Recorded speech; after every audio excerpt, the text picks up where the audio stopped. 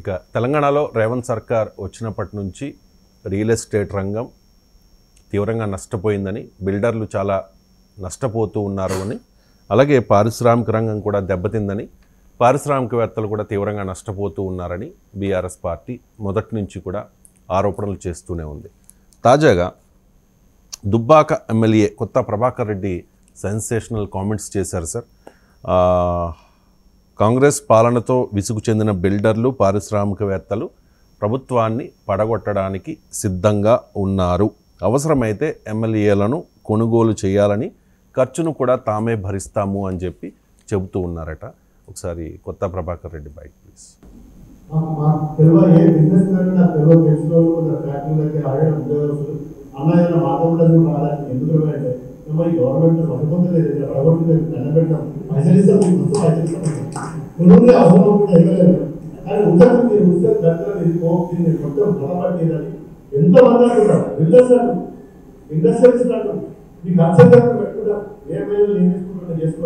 అనే కార్డు వచ్చిందంటే మీరు అర్థం చేసుకోవాలి. కనుక దుర్మార్గమైన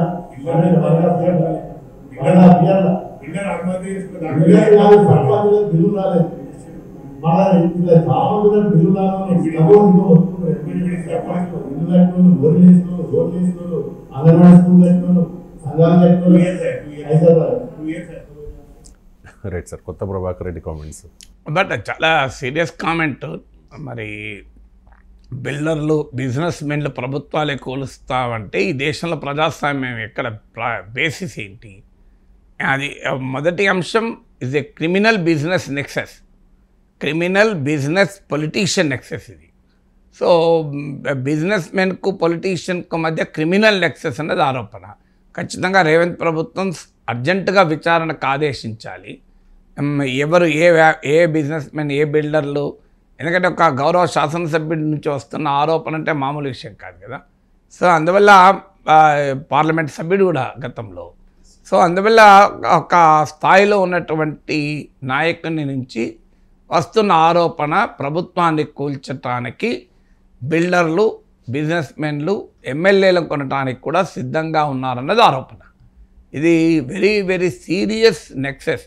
బిజినెస్ మెన్ వాళ్ళ బిల్డర్లు ఒక ప్రభుత్వ విధానాలు నచ్చకపోతే కోర్టుకు వెళ్ళచ్చు, రోడ్డు మీదకి వచ్చి పోరాడవచ్చు, పబ్లిక్ ఒపీనియన్ క్రియేట్ చేయొచ్చు, ప్రభుత్వంతో రిప్రజెంటేషన్ చేయొచ్చు. కానీ ప్రభుత్వాలని కూల్చే అవకాశం ఉన్న చాలా ప్రమాదకరం. ఈవెన్ ఆ ప్రభుత్వం చేస్తున్న పనులు తప్పుడు పనులైనా కూడా, ఎందుకంటే ఆలిగార్కీ అంటారు, అంటే బిగ్ బిజినెస్లు, కార్పొరేట్లు వారి వ్యాపార ప్రయోజనాలకు ప్రభుత్వాలు గనక అడ్డుగా ఉంటే మేము ప్రభుత్వాలనే తొలగిస్తాం, ప్రభుత్వాలనే కూలుస్తామంటే ఇక డెమోక్రసీకి అర్థం ఉందా? ఇప్పటికే క్యాంపెయిన్ ఫండింగ్ పేరిట ఎలక్షన్లకు నిధులు సమకూర్చు ప్రభుత్వాలకు ఎలక్టోరల్ బాండ్ల వ్యవహారం చూసాం మనం. ఏ రకంగా వ్యాపార సంస్థలు అధికారంలో ఉన్న పార్టీలకు వందల కోట్లు, వేల కోట్లు డబ్బులు ఇచ్చి ఆ ప్రభుత్వాల విధానాల్ని ప్రభావితం చేసేది. నేను చెప్పడం కాదు, సుప్రీంకోర్టు చెప్పింది. ఎలక్టోరల్ బాండ్స్ను కొట్టివేస్తూ సుప్రీంకోర్టు ఇచ్చిన తీర్పులో చాలా క్లియర్గా చెప్పింది.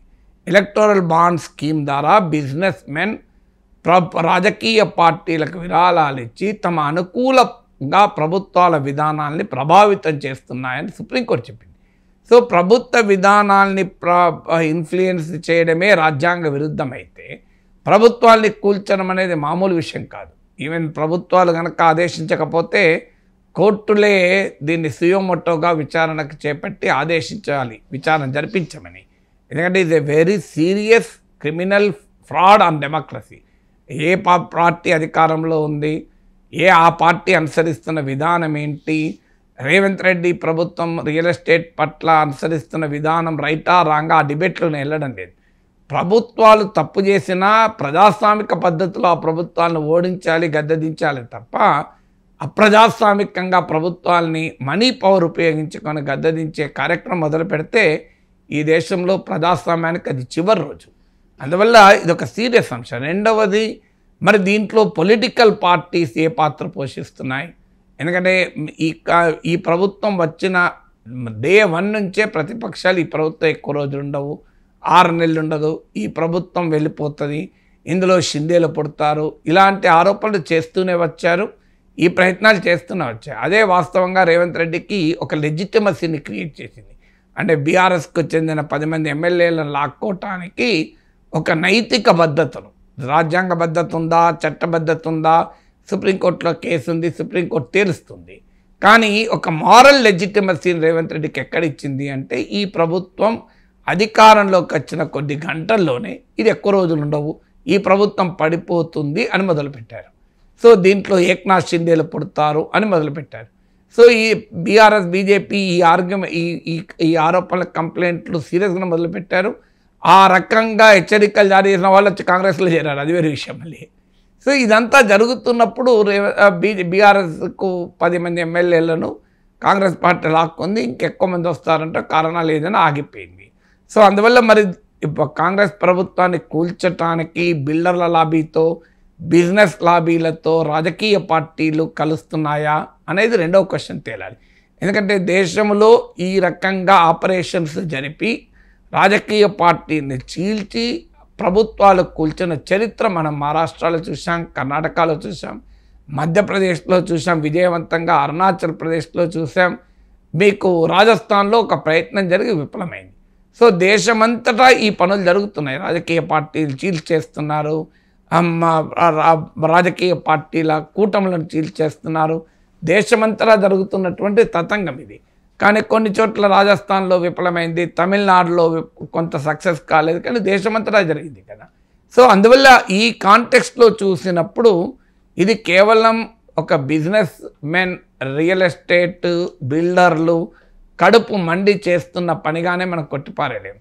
ఇది నిజమైతే దీని వెనకాల ఖచ్చితంగా పొలిటికల్ కాన్స్పిరసీ కూడా ఉండాలి. అంటే మరి రాజకీయ పార్టీలు కూడా ప్రభుత్వాలు కూల్చటానికి ఏమైనా ప్రయత్నాలు చేస్తున్నాయా, అందులో దేశంలో అధికారంలో ఉన్న పార్టీ మరి ప్రయత్నం చేస్తుందా, ప్రధాన ప్రతిపక్షం ప్రయత్నం చేస్తుందా, ఇవన్నీ కూడా క్వశ్చన్స్గానే ఉన్నాయి.